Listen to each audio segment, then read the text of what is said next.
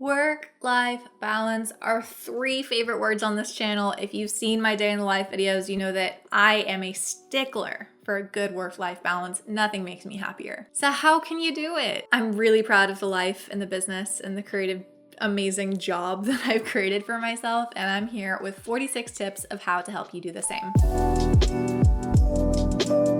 Hey, I'm Carrie. Welcome back to my channel, or welcome for the very first time. All around, welcome. I'm Carrieblogger, a career freelancer on Fiverr.com, where I've been selling as a Fiverr Pro verified copywriter for about the past 9 years. And in today's Freelance Friday video, like I said, we're going through 46 rapid fire tips for your best work-life balance. Why 46, you ask? Well, because I'm a dumbass who likes to be clever sometimes. And this video is going to post on October 15th, 2021. So if we add up 10 and 15 and 21, we end up with the magical number of 46.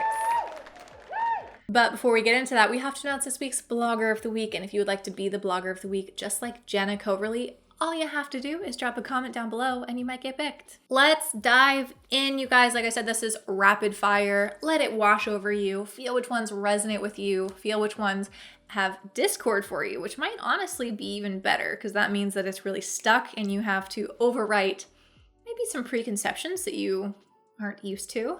Some norms, some societal norms even. Let's get comfy in the discomfort and ultimately build a life that works better for you, even if the capitalist overlords say that that's not how it's supposed to be done. Create a workspace that you love. It's simple, it's wholesome. You might not have tons of control over your workspace, but you do have some.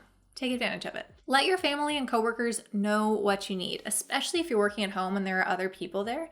Do you need total silence? Would you function better with little heartwarming surprises throughout the day to just add a little life? You know what you need. Communicate that with the people around you. Don't overwhelm yourself. Set 5 mini, completely achievable goals every day. And then schedule your big goals by the launch date when it needs to happen and plan incrementally going backwards what it's going to take to get there, both in terms of time and the literal mini things that add up to getting it all done. Don't take unnecessary calls and meetings, or in my opinion, like any calls or meetings.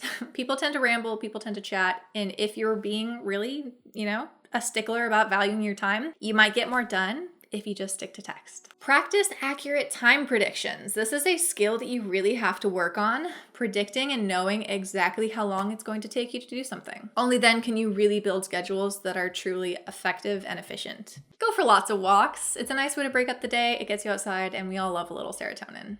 And if you can, which you should, practice 30 minutes of healthy exercise every day. That's a priority in your life, and it's up to you to find a way to do that. Give yourself daily opportunities to make choices. So often we feel like our life is just run on a treadmill and you don't have control. It can be something as small as just deciding in the moment what you want for lunch. If that means bringing 3 lunch options, but you get to decide, that's meaningful. Quick little side note here, if you want to download a printable version of this list that I'm going through in this video, you can find that totally free download I've prepared for you at peachpay.me/carrieblogger. Practice listing your day by priorities rather than time. Time blocking can be an effective tool, but ultimately priorities determines what needs to get done in the order it needs to be done in. And know what your big picture priorities are. For me, that's my relationship with my husband, taking care of my mental health, and getting creative fulfillment out of my job. Those 3 things are central to my life, and honestly,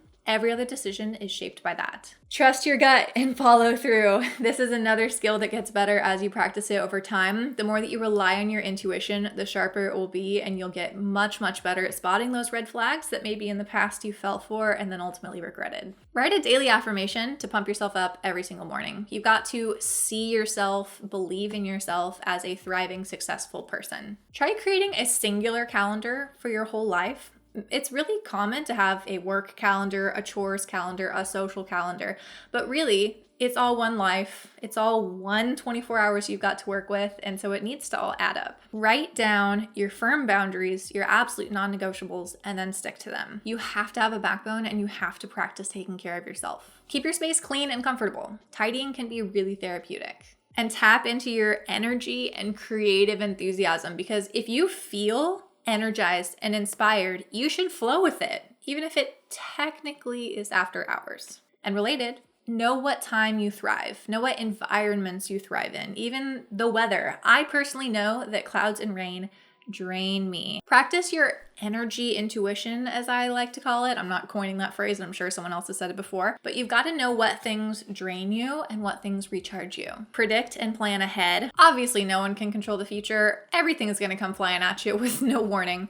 But the more that you predict what could happen and then have a plan to deal with it just in the back of your head, the better you're going to be at that flexibility. You can also help that by being proactive and giving your schedule some buffer room, some breathing room, some space. Things will happen, but ultimately it's better to create space than react to chaos. Find someone who you can vent to. This person should just be willing to listen and not overwhelm you with suggestions or critiques, but they've got to be honest enough and courageous enough to tell you when you're wrong. Try assigning household chores to little bits every day of the week. That 5 or 10 minutes will keep your home tidy and clean, and you don't have to give up an entire day or an entire afternoon to big, overwhelming cleaning tasks. And related, try tackling little tasks as they come in. Don't put it in a pile to deal with when everything stacks up. If it's going to take less than 2 minutes, just go ahead and do it now. Praise what's working and practice gratitude.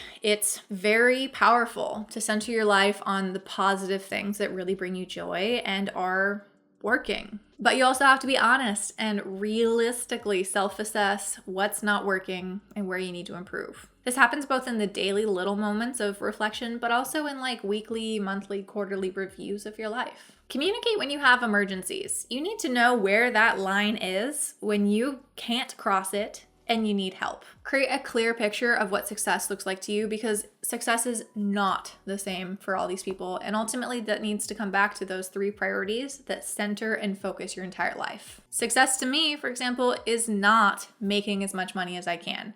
I could be making way more money than I am, but that's not my 3 priorities. Prioritize your experiences over your income. That's not to say that money isn't important, but it's all that ratio and reflection of what money is worth and what living your life is worth. If taking a job that gives you less money, but gives you more freedom, more time to spend with your family, more stability even, more time to travel, more time to be creative, all of those things add up with value that is maybe even more important than monetary value. Support your senses. This comes down to like auditory focus, the comfort of how you feel in your body, and also just like caring for your eyes if you work a lot online. Turn off distractions and get really comfortable unplugging. Recognize what's not serving you, what you don't need to get back to right away. Match your sleep schedule according to what you need, not what everyone else is doing. Explore work that aligns with your passions or supports it. Invest in your fundamental needs and stability first. Lots of people make money and just want to skip right up Maslow's hierarchy of needs, but you've got to feel stable in your health and your living space and all of those foundational basics. Create a strong support network. You've got to find your people, whether that's online or with your friends or with your family or a community. This is a big one. Believe that you can and will always continue to improve. And this is something you can prove to yourself all the time. Look for little challenges, things that you don't know, things you want to learn, things you just want to get better at, and give yourself practice of continually evolving and improving. Create a morning routine that works for you. This doesn't look like everybody else, and there is no hard and fast rule. Just do what feels right. Know what you can do and then know what's worth outsourcing. Automation is not a dirty word as long as it's done right.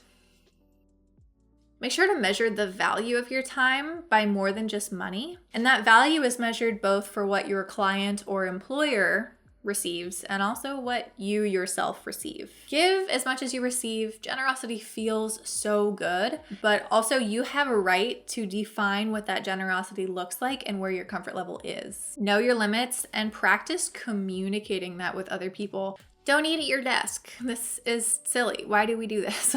Just give yourself a mindful, super easy reason to just step away at least once during the day. And prioritize healthy, filling food because you don't want your energy to drain and dip during the day. Acknowledge that sacrifices feel different during different points in your life. What was okay giving up or sacrificing at age 17 might feel like way too big of an ask at age 27. And what used to work back then might not serve you right now. Listen to your emotions and be aware that we transfer emotions between personal and professional. We are emotional beings. So we need to acknowledge and process them before acting. And finally, number 46, you made it to the end of this hella long rapid fire list, is to practice creating alternatives and backup plans. I don't think of my life as a straight line. I think of it as just an evolving path. We can get bogged down in the anxiety of overthinking those potentials and